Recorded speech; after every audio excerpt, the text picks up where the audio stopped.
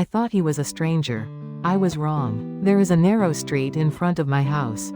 Quiet, residential, the kind of place where nothing ever really happens. One morning, as I opened my door to leave for work, I noticed an elderly man standing at the corner of the street.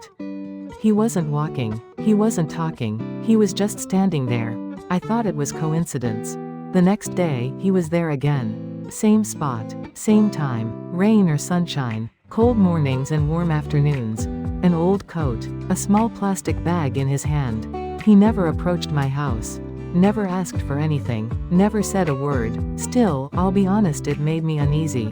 Why my house? Why every day? My wife noticed too. Our grandchildren asked questions I didn't know how to answer. He doesn't do anything wrong, she said. But it still feels strange.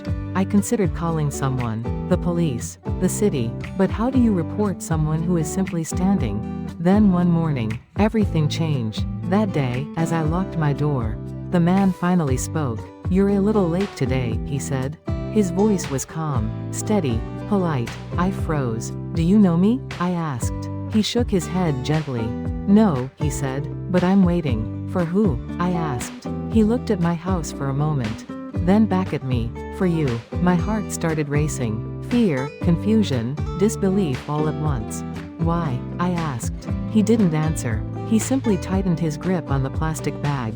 From that day on, we exchanged small greetings. "Good morning. Have a safe day." That was it. No explanations, no stories. But somehow, his presence stopped feeling threatening and started feeling familiar. One winter morning, the street was empty. The old man wasn't there. That night, I found a plastic bag at my front door.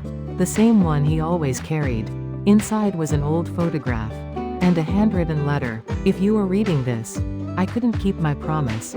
The letter described a rainy night, many years ago. A young man crossing the street. A car coming too fast.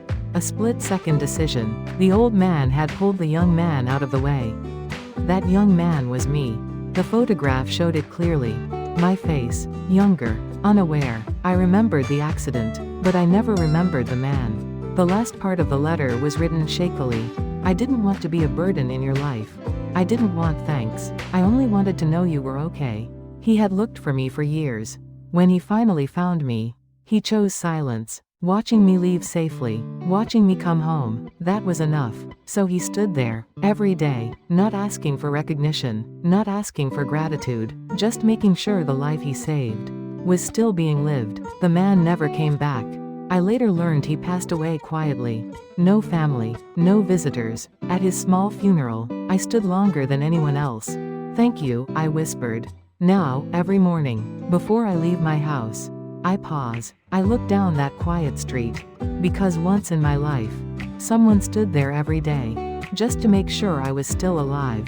And that is a kind of love I will never forget. Likes and subscriptions are a great help.